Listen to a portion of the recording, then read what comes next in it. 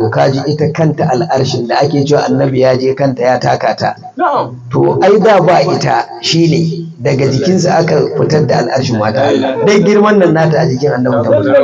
to kuma ba an gama ba al'arshi dai ba shi ake ta surutu akai ba a rahman alal arshi istawa wa alal mulki ihtawa Allah ya daidaita akan al'arshi irin daidaiton da idace da sifarsa ko zatinsa ka gani an tambayi imamu na malik yace istiwa'i ma'lumun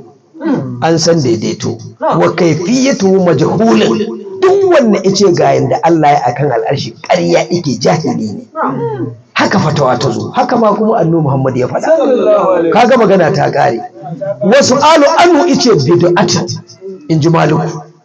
yace kuma ka tambayto yaya akai ya Allah yace to ka zo da bid'a in aka matsa za a iya kai ka a baka kaulasan